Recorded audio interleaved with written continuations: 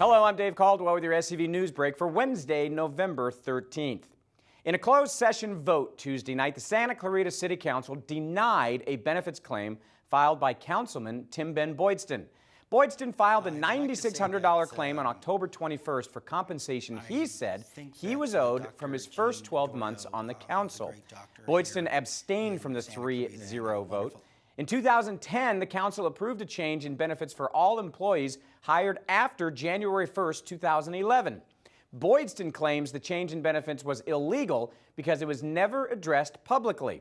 City Attorney Joe Montez says Boydston's medical benefits are essentially the same as the rest of the council members, but a difference takes effect if he chooses a cash payout. The cash discrepancy between the two tiers of the plan comes out to the amount filed in Boydston's claim. Also on Tuesday, concerns about the Arts Commission's choices of 3 public art pieces led to the council tabling the decision to approve about $45,000 in public art. 2 city council members questioned whether the commission was creating a deliberate and cohesive arts culture in Santa Clarita. Some of the things are not original would not be original to our city. They're actually placed in other areas, and we are not like everyone else. We are Santa Clarita, and everything that we do is just that little bit much more special. Arts Commissioner Chair Susan Shapiro suggests a master plan for the arts might be useful in guiding the relatively new commission.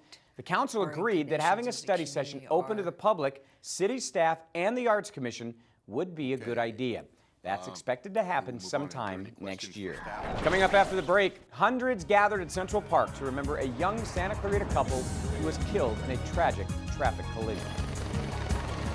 SCV NewsBreak is brought to you by Action Family Counseling.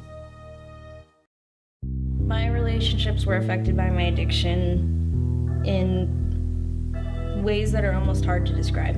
I lost that trust and that sense of intimacy that you have with your family. Everyone says that, oh, it's just a plant, like you can't get addicted to it, but like really, it is addictive. If you're doing it all day, like every day, it's just like, that's all your life consists of is smoking weed, like then it's addictive. I think your son is, you'll never know, because it is hard to hide, but if you try hard enough, you can conceal it.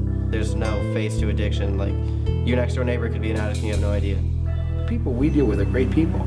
They're just making bad choices. So if we can help people make better choices, everybody wins. And I love you very, very much.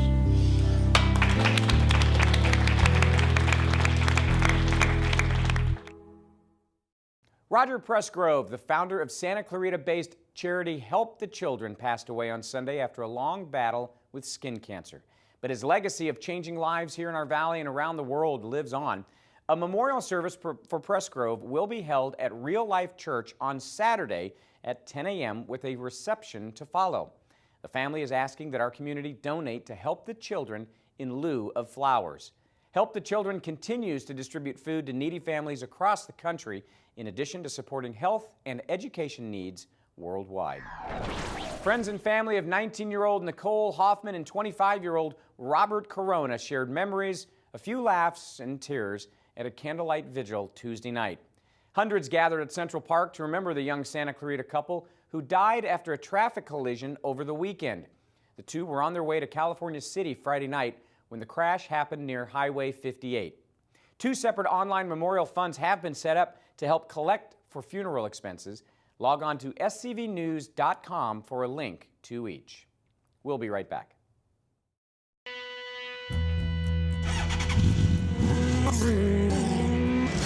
I teach auto racing and I like to work on my own cars. Naturally, I like to change my own oil. Unfortunately, many do-it-yourselfers don't always go by the rules. The good news is there's a drop-off center near you that will gladly accept your used oil, free of charge, and it only takes a few minutes. So please, recycle your used oil. Brought to you by Cal Recycle and the City of Santa Clarita. Westfield Valencia Town Center is getting into the holiday spirit early with the 11th Annual Festival of Trees, sponsored by the Boys and Girls Club of the Santa Clarita Valley. Running from Friday, November 15th until Sunday, November 24th, the festival will provide fun for all ages, including crafts, magic shows, live music, and a silent auction. There will also be a Jingle Jam swing night at 7 p.m. on Friday, photos with Santa on Sunday, and a tree auction on Saturday, November 23rd.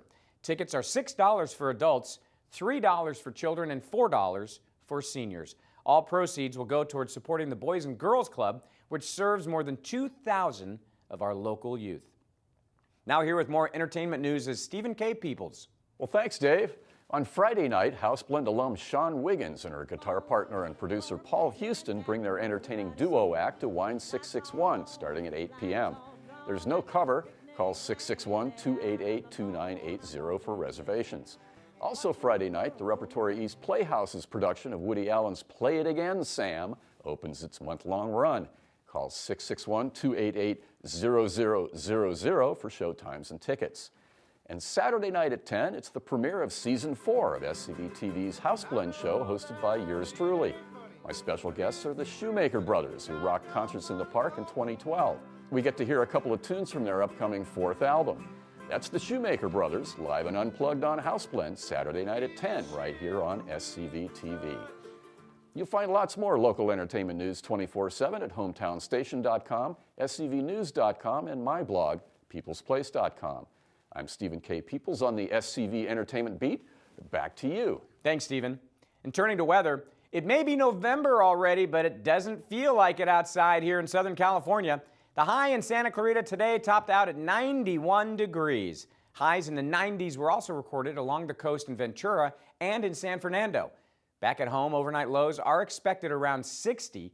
We have one more warm day in the forecast this week. After that, temperatures are expected to take a dive. Highs are expected to remain in the mid-60s over the weekend here in the Santa Clarita Valley. That's all for tonight. For more Santa Clarita news, log on to hometownstation.com or scvnews.com. Thank you for watching. I'm Dave Caldwell. SCV NewsBreak is brought to you by Action Family Counseling.